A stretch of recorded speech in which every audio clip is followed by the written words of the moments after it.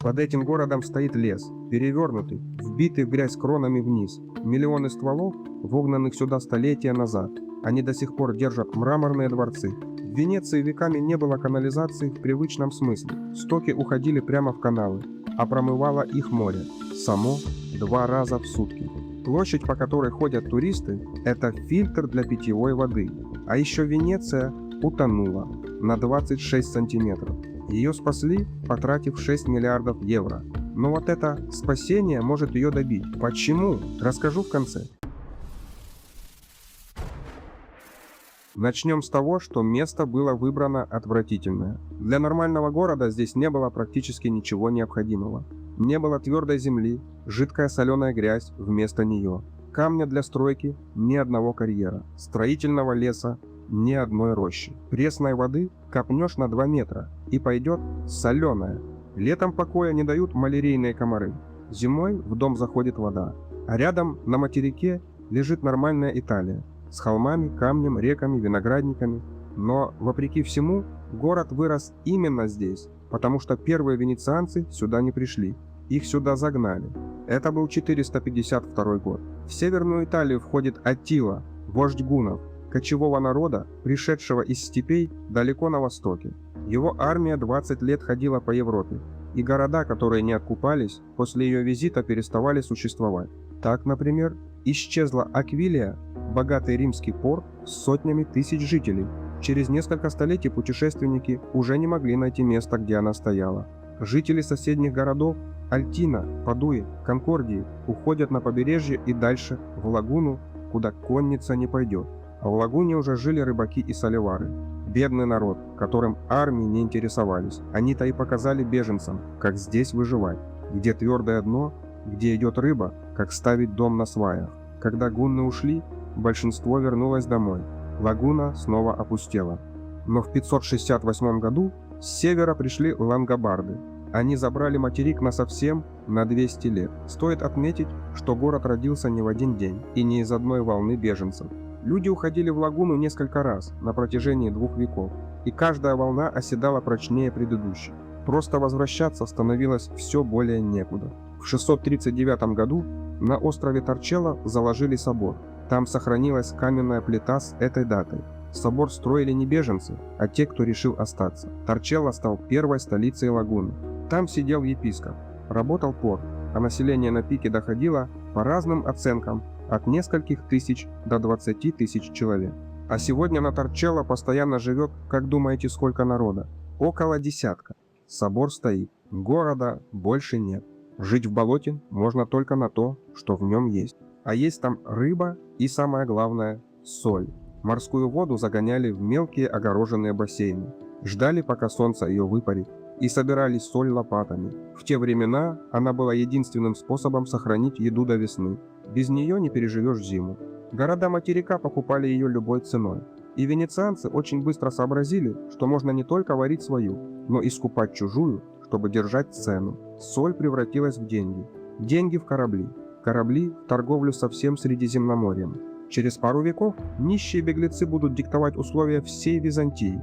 Заодно выяснилось, что они сидят в идеальной оборонительной позиции. Венецианская лагуна – это 550 квадратных километров, и большая ее часть от Мели и Салончакии, где глубина измеряется десятками сантиметров.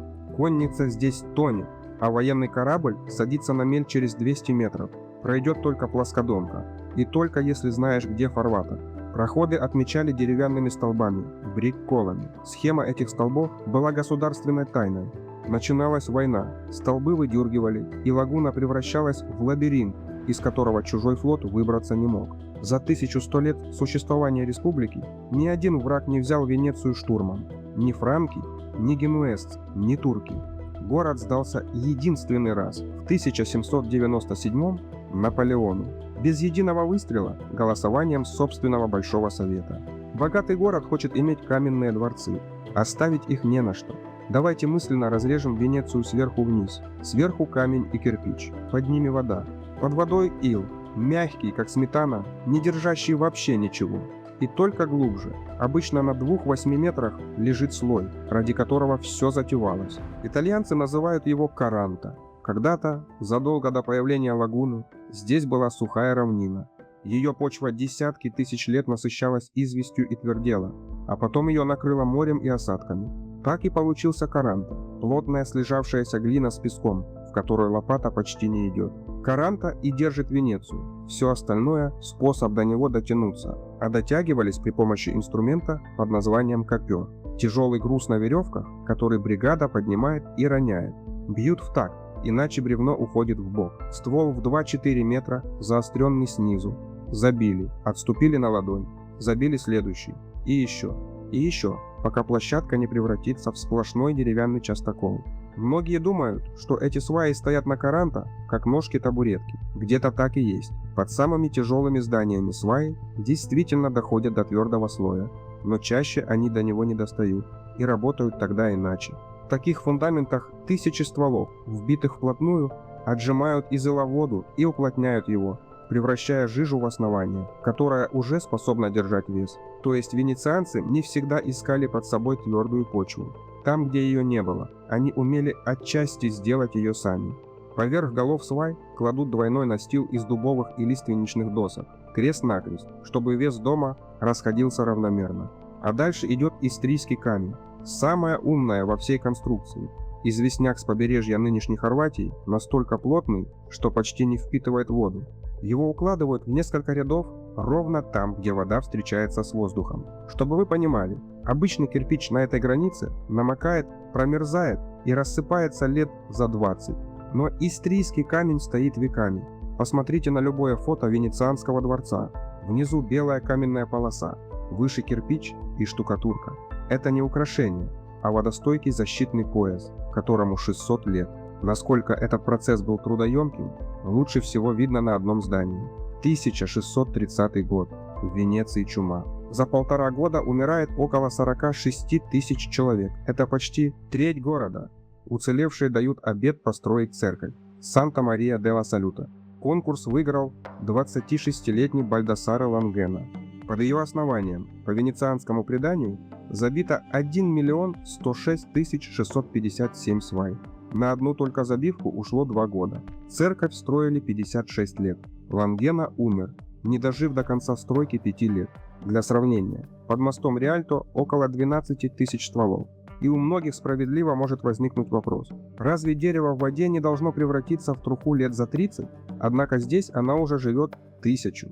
Дело в том, что гниль – это работа грибов и бактерий, а им нужен кислород. В плотном придонном иле кислорода нет, и свая попадает туда, где разрушать ее просто некому.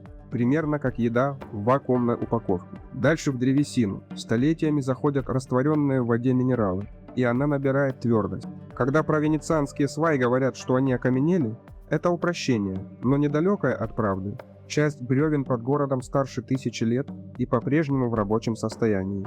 Но держится все это ровно до тех пор, пока до дерева не добирается кислород. Стоит уровню упасть и оголить верхушки свай. И та же древесина, что 1000 лет пролежала нетронутой, начинает разрушаться очень быстро. Поэтому в Венеции нельзя сделать очевидное. Осушить каналы, все вычистить и спокойно отремонтировать.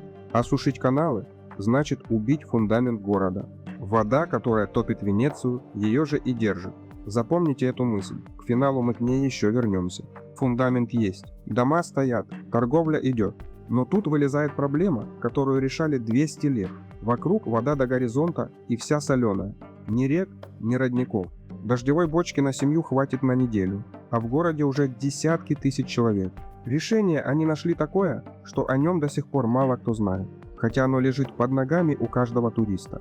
Зайдите в обычный венецианский дворик, здесь он называется Кампо. В центре стоит каменное кольцо, по углам, в мостовой, маленькие решетки. Брусчатка уложена с еле заметным уклоном к середине. Под всем этим вырыт котлован глубиной 5-6 метров.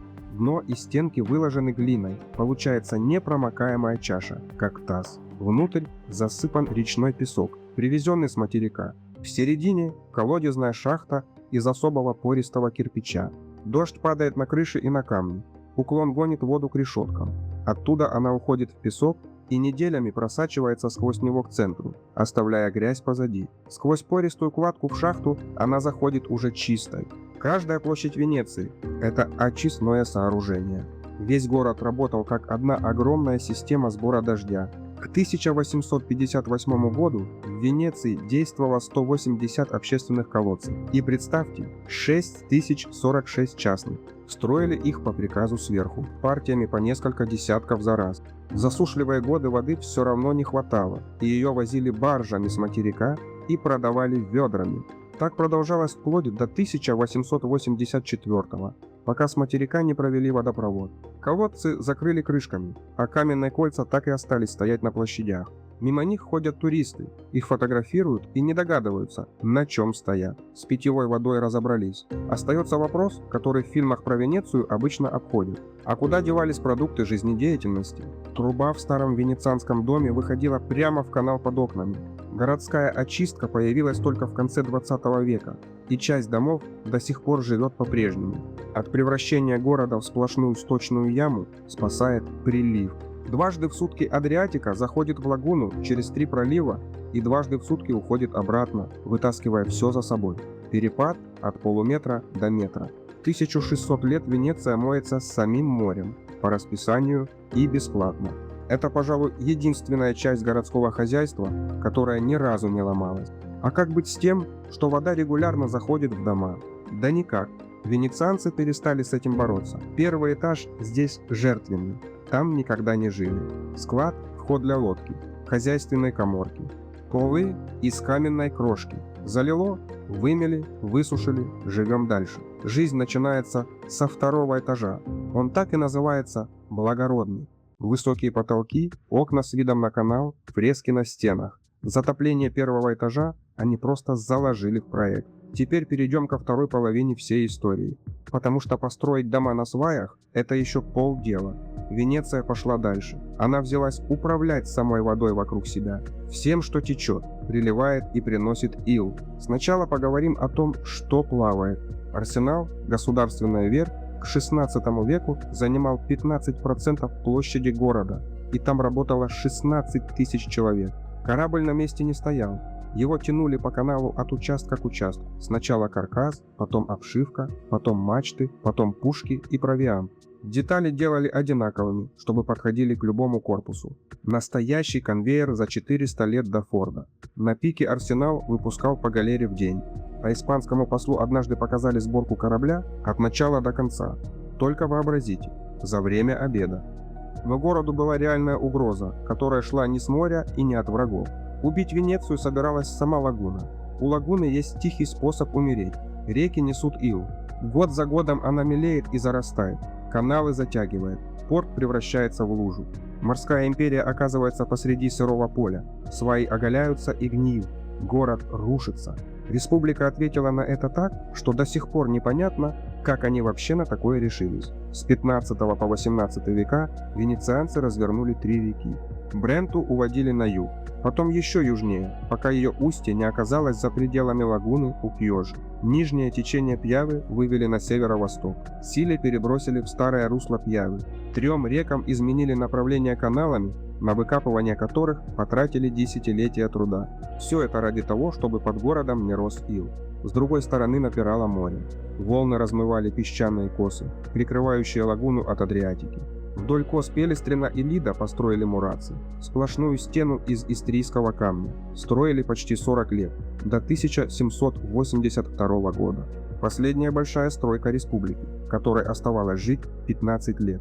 Часть этих стен держит удар до сих пор. Занимался всем этим отдельный государственный орган – водный магистрат, со своими инженерами, картографами и правом остановить любую стройку в городе. То есть построить Венецию – это не самое сложное. Вся суть города в том, что его постоянно чинят, а воду вокруг него постоянно держат в узде. 1600 лет подряд, без перерывов. А теперь поговорим о версии, которая живет в комментариях под каждым роликом про Венецию. Звучит она так. Город построили на суше, с пешеходными улицами, а потом его залило, и улицы стали каналами. Аргументы приводят конкретные. На дне обмелевших каналов видна каменная кладка и ступени. У многих домов под водой заложенные двери. Стены уходят ниже уровня воды. И знаете, доля правды в этом есть, причем немалая. Венеция действительно утонула. Это измеримый факт. За 1,5 века вода поднялась относительно город примерно на 26 сантиметров. Причин тому целых 3. Земля под лагуной оседает сама примерно на миллиметр в год. В 30-х по 70-е годы прошлого века заводы в Маргере качали воду из глубоких горизонтов, и местами город проседал на 10-20 мм в год в 10 раз быстрее естественной просадки. Плюс поднимается само море, и после 93-го года заметно быстрее, чем раньше. Двери под водой – ровно то, что должно было получиться. Дом с входом на рабочем уровне за 500 лет получил этот вход под водой. Старую дверь заложили, а новую пробили выше. Кладка на дне – это берега каналов с подводными ступенями для лодок. В засуху 2023 года обнажились именно они. А в городе есть еще и десятки улиц с названием Рио-Тера, засыпанный канал. Республика веками то засыпала каналы, превращая их в улицы, то копала обратно. Чего нет, так это следов всемирного потопа. Нет слоя катастрофы, который в геологии читается однозначно. Нет ни строчки в архивах республики, где сохранились описи и отчеты водного магистрата за столетия. Зато лежат тысячи бумаг про подряды на сваи и ремонт набережных. И возраст свай по годичным кольцам совпадает с датами построек. Правда, скучнее конспирологии ровно наполовину. Венецию построили на воде, а потом она еще и утонула. Но 26 сантиметров – это одно. А вот 4 ноября 1966 года вода поднялась на 194 сантиметра выше нормы и простояла больше суток. Этот рекорд не побит до сих пор. 12 ноября 2019 подъем был на 187 сантиметров, и в тот же месяц еще 4 подъема выше 140 сантиметров. Залило собор Святого Марка, который до этого заливало 6 раз за 1200 лет. После такого терпения горожан кончилось, и инженеры придумали решение. Они разработали систему, которую назвали МОЗИ. 78 стальных затворов положили на дно 3 проливов. Приходит большая вода, в них закачивают воздух, они всплывают и отрезают лагуну от моря. В 2003 году приступили к строительству. Потратили на нее около 5,5 миллиардов евро, что на миллиард с лишним превысило смету, что в 2014 привело к коррупционному скандалу вокруг проекта. Обвинения предъявили 35 людям, включая действующего мэра Венеции. Только спустя 17 лет, 3 октября 2020 барьер подняли по-настоящему. Он сработал, город остался сухим. И это был честный триумф. Когда систему проектировали, исходили из того, что затворы придется поднимать несколько раз в год. При тогдашнем уровне моря речь шла о единицах закрытий. Но за первые 2 года их подняли 49. И каждый раз, пока барьер закрыт, в лагуну не заходит прилив. Тот самый, который 1600 лет вымывает из города все, что в него сливают. Единственный работник, который ни разу не брал выходной, теперь просто не выходит на смену. Его не пускают сами работодатели. Получается, барьер спасает Венецию от воды, перекрывая ту самую воду, которая ее моет. Отсюда возникает проблема, которую первоначальная концепция просто не могла учесть в полной мере. Чем выше море, тем чаще лагуну приходится отрезать от Адриатики. Расчеты показывают, что при тяжелых климатических сценариях к концу века барьер может стоять поднятым порядка 260 дней в году, а лагуна, которую большую часть года приходится отрезать от моря, начинает терять свои свойства. Меняется водообмен, меняется перенос осадка, меняется экология всей системы. Выбор невелик – либо топить город, либо душить лагуну. В историческом центре Венеции сейчас живет около 50 тысяч человек. В 50-м году прошлого века было 175 тысяч. При этом туристов приезжает до 30 миллионов в год. А под черной водой каналов по-прежнему стоит тот самый перевернутый лес. Стволы, вбитые людьми, которых нет уже столетия, и которые не могли знать, что из этого выйдет. Только теперь понятно, что этот лес не фундамент. Он часть живой системы, где все связано со всем. Сваи с илом. Ил с приливом, прилив с морем, которое город теперь вынужден от себя запирать. Пока этот лес стоит, город существует.